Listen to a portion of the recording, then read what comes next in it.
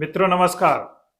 निश्चित रूप से आप अप्रवासी, शरणार्थी और घुसपैठिए में अंतर समझते होंगे और इन तीनों के साथ कैसे बर्ताव किया जाना चाहिए, इसका भी कुछ न कुछ अंदाजा होगा। हालांकि मानवीय आधार पे हर राष्ट्र को नागरिकों के साथ नागरिक जैसा बर्ताव किया जाना चाहिए। मानवीय आधार पर नागरिक तो अलग एक विधिक और वैधानिक शब्द हो जाता है। मतलब मानवता के आधार पर मनुष्यता का व्यवहार लोगों के साथ किया जाना चाहिए। किसी भी स्थिति में हमें अमानवीय नहीं होना चाहिए, चाहे व्यक्ति के स्तर पर हो या राष्ट्र के स्तर पर हो। अगर युद्ध के दौरान भी हम लोगों के साथ कैसे पेश आते हैं और हम किस तरह के आदर्श प्रस्तुत करते हैं, यह भी देखने और समझने की बात होती है। युद्धबंदियों के भी अधिकार होते हैं और उनको भी उसी तरह से उनके साथ पेश आना चाहिए। मतलब उनके अधिकारों का समुचित ध्यान रखा जाना चाहिए। और हमारे यहाँ जो घुसपैठिए हैं, उनके लिए कुछ खास तरह से सहानुभूति दिखाने की कोशिश की जा रही है और यहाँ का एजेंडा, वहाँ का एजेंडा, और जो बात बोली जा रही है उसके पीछे मकसद कुछ और है। अब सोचिए, 2012-13 के भी आंकड़े हमारे विदेश मंत्री दे रहे हैं कि किस सन में कितने लोगों को देश वापस भेजा गया था। और हमारे कुछ महान यूट्यूबर और विषय विशेषज्ञ कहते हैं भारतीय वापस आए नहीं, वापस नहीं आए हैं, वापस भेजा गया है। इसको डिपोर्ट वर्ड कहा जाता है। आप गैर कानूनी तरीके से उस देश में गए थे, आपके पास कोई विधिक अधिकार नहीं था, ना कोई कागजात है, आप वहां घुसपैठिए थे, गैर कानूनी रूप से पहुंचे व्यक्ति जो उस देश की व्यवस्था के अनुकूल नहीं था। मतलब आप उस देश के लिए खतरे के तौर पर थे। ऐसे में हर राष्ट्र की अपनी जिम्मेदारी होती है कि वह अपने राष्ट्र की सुरक्षा कैसे करे। ऐसे में वह कुछ निर्णय लेता है और ऐसे लोगों को जो उस पर बोझ बन सकते हैं या समस्याएं पैदा कर सकते हैं, उनको वह अपने देश से बाहर निकाल देता है, रिपोर्ट कर देता है।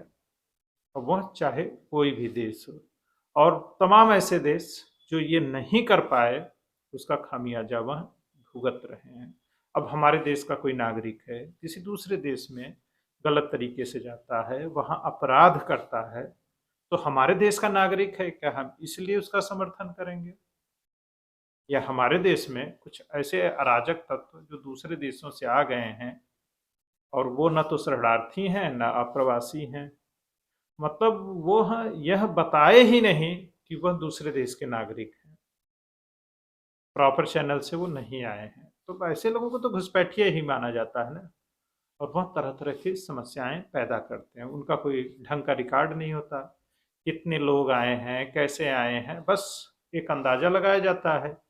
अगर आप भारत सरकार से पूछे कि कितने लोग ऐसे चले गए हैं, तो भारत सरकार को कहाँ से पता चलेगा, क्योंकि भारत सरकार से परमिशन लेकर तो गए नहीं हैं ये लोग वही कबूतरबाजी और डोंकी मार्ग या रूट जो होता है उससे जाते हैं। पहुंच गए भाई, अब कुछ दिन वहां रहेंगे, फिर अगर वहाँ लिबरल डेमोक्रेसी और दूसरी जो ऐसी चीज़ें हैं जिसका लोग फायदा उठाते हैं, वहाँ का जुगाड़ करके नागरिक बन जाते हैं। अब जो लोग अमेरिका, कनाडा, यूरोप के देशों में ऐसे पहुँचते हैं, तो कौन लोग होते हैं? छोटे मोटे काम करने वाले, कोई ड्राइविंग कर सकता है या कुछ और कर सकता है। वहाँ आमतौर पर जैसे पंजाब, हरियाणा या फिर कहीं और का भी हो, तो वहाँ जाने के लिए जो एजेंट होते हैं या फिर दूसरे जो दलाल होते हैं, उनको अच्छा खासा पैसा देता है, 15 लाख, 20 लाख, 30 लाख, क्योंकि वह जिंदगी के बड़े सपने देखता है कि अमेरिका पहुंच जाएगा, कनाडा पहुंच जाएगा, ये काम करेगा, फिर इतने दिन में वो कमा लेगा। ये भी बहुत बड़ा गोरख धंधा है। फिर लोग फंसते भी हैं, बेवकूफ़ बनाए जाते हैं, उनके साथ ठगी होती है और कैसे करके वहाँ पहुँचा दिया जाता है, फिर उन्हें ढंग का काम नहीं मिलता है। और क्योंकि आप गैर कानूनी हैं, आपके पास कोई अधिकार भी नहीं रहता है, न तो भारत सरकार आपका समर्थन करेगी और जिस देश में गए हैं वो उसके लिए तो आप शत्रु ही हैं। ऐसे में सिर्फ टीवी पर, अखबारों में एजेंडा चलाने के चक्कर में मत फंसिए। और आपके जो लोग इस तरह से जाना चाहते हैं उनको समझाइए, बताइए कि घर में पर्याप्त रोटी है, यहाँ पर जीवन आसानी से बिताया जा सकता है, और मेहनत करिए करिए तो यहाँ भी पैसे कमा सकते हैं। बाकी आप अमेरिका, कनाडा या कहीं और जाना चाहते हैं तो प्रॉपर चैनल से जाइए, विधिक तरीके से जाइए, थोड़ा सा स्किल हासिल कर लीजिए, क्योंकि वो सारे देश स्किल्ड लेबर उन्हें चाहिए। आपकी वहाँ इज्जत करने के लिए वो नहीं बुलाते हैं कि आइए आपको माला फूल पहना कर आपका स्वागत होगा। वहाँ पर स्किल्ड लेबर चाहिए, हुनरमंद लोगों की हर जगह इज्जत होती है। तो बस उतना ही है और इतना ही है। आप उस देश के लिए समस्या के तौर पर नहीं जा सकते हैं। आप डॉक्टर हो, इंजीनियर हो, देखो आपको कैसे बुला बुला के वीजा देते हैं। ऐसे ही आप में कोई अच्छी स्किल है तो आपका स्वागत होगा, नहीं तो आपको लात मार के बाहर कर दिया जाएगा। कैसे भेजा गया, क्यों भेजा गया, ये अलग विषय है। आपके साथ सहानुभूति हो सकती है लेकिन आप सही नहीं हैं। इसी तरह से बांग्लादेश या दूसरी जगहों से हमारे देश में भी लोग आके जाते हैं। उनकी गरीबी और समस्याएं अपनी जगह जायज हैं, लेकिन हम उसका बोझ कितना उठा सकते हैं, या कोई और देश उसका बोझ क्या उठाने के लिए तैयार है? आखिर क्यों उठाए? दूसरे देश की समस्याओं को वह क्यों झेले? यह तो उस देश की जिम्मेदारी है और उस देश के नागरिकों का कर्तव्य है कि वह अपनी समस्याओं को समझें और वहीं पर उसका समाधान निकालने की कोशिश करें, न कि किसी और देश के लिए एक बड़ी समस्या बन जाए। बाकी राजनीतिक वजहों से और एजेंडे की वजह से तमाम तरह की बातें कही जाती हैं, बताई जाती हैं। आपको भी वो अच्छी लग सकती हैं पर वो सच नहीं है, उससे आपको नुकसान ही होता है। और आगे सावधान रहिए, अलर्ट रहिए, दलालों और एजेंटों से बचिए।